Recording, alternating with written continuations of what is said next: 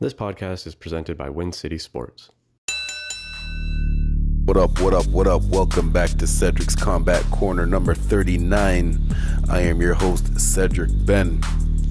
Today on the Triple C's podcast, we'll be going over the championship fight from this past weekend with the champion Jose Carlos Ramirez versus Victor Postol. Just to give you a little background on both fighters, starting with the champion first, Jose Carlos Ramirez. Current record of 26-0, 17 KOs. So he has a 65% knockout percentage. Coming in to defend his titles, he has the WBC and the WBO super light titles. Some notable wins that he has on his career. He won his titles from Maurice Hooker in his last bout last year. He also has some good wins against a good win against Mike Reed, Amiri Mon, and Antonio Orozco.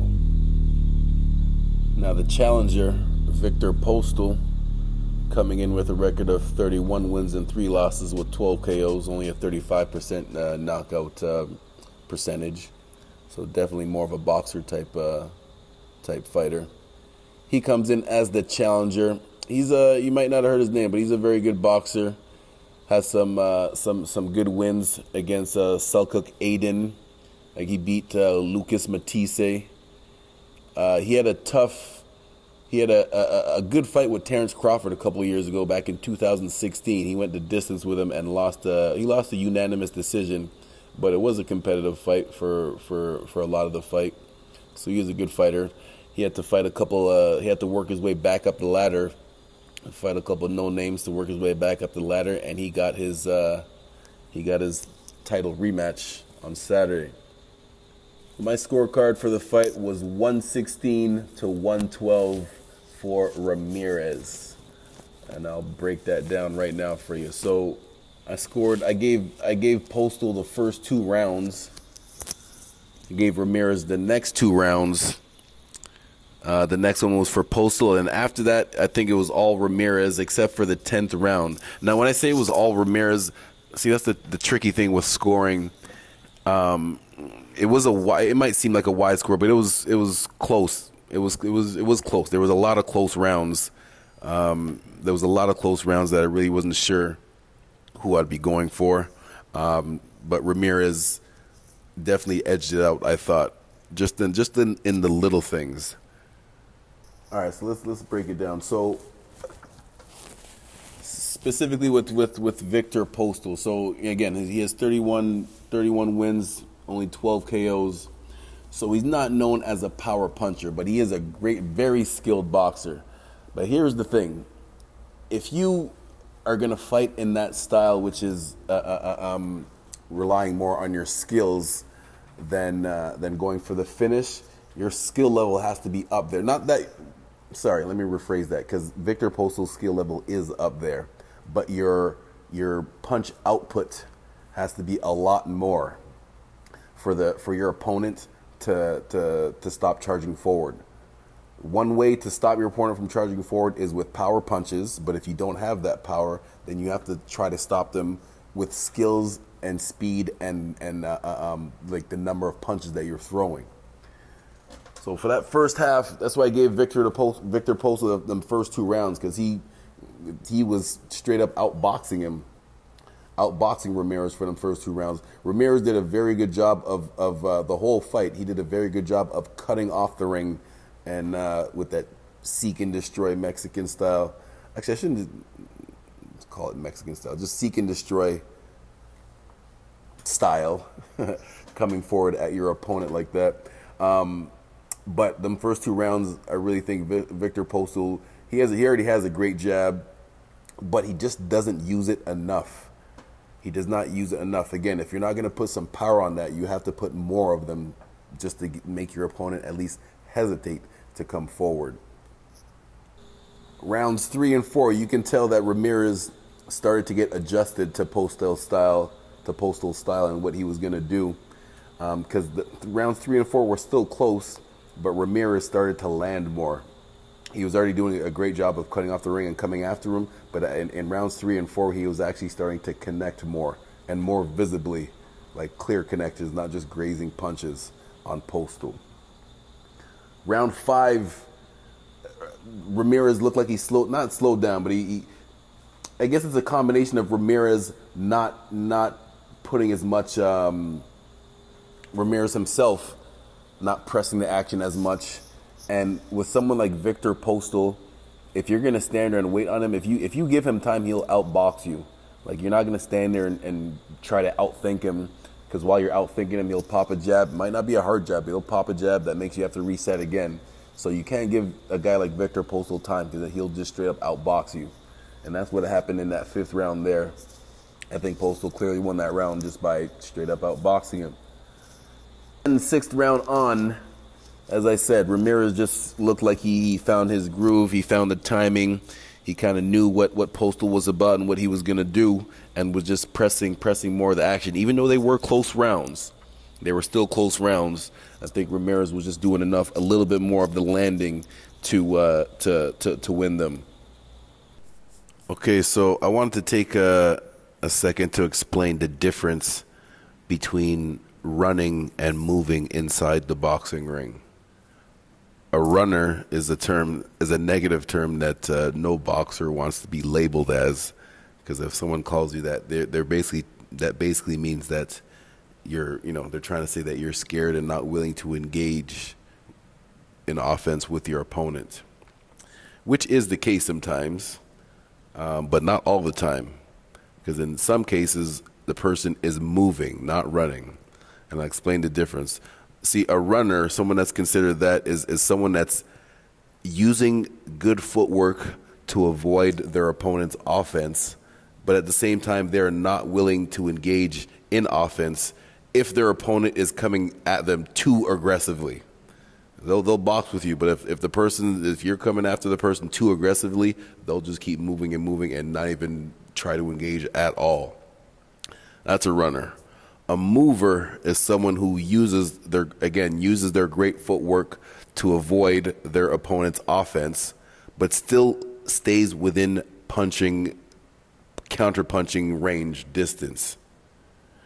So the two best examples, the best example of this in recent years is Floyd Mayweather. Now, to the educated person watching would understand that it's not running. The two best examples here, but instead of me going into a long explanation, just see for yourself. Just look up 2 matches, Diego Corrales and the other guy, Chavez. I forget. I think it was Julio Chavez, not the great Mexican Hall of Famer, another Chavez. Both of those, I can't remember which one he fought first, but in both of those matches, I'm pretty sure there was points in time people were booing because they didn't appreciate Floyd moving so much. But at the end of the day, both of those opponents got stopped. The cornermen, the coaches, threw in the towel. So again, people were booing because they didn't appreciate him moving around. But the coaches, his opponent's coaches, knew the damage that he was still taking, that their boxer was still taking, and decided to throw in the towel. So that's the difference between a runner and a mover. A runner does not want to engage. A mover moves around but still engages. And they make it look so easy that for some people it's boring to rocks. All right, back to this match. I brought that up to talk about Postol and Ramirez. Starting in the 6th round on, Postol was doing more running than moving.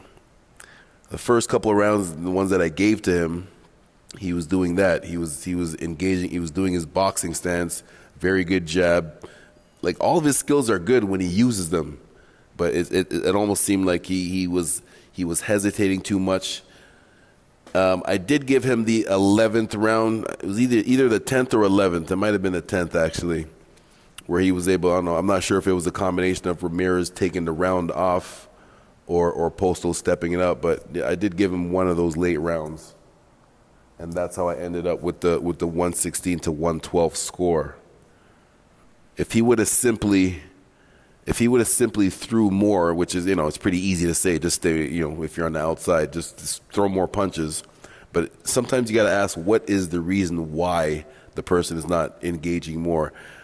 This is just my assumption. I never met the guy before, but looking at his record, he only has, I believe,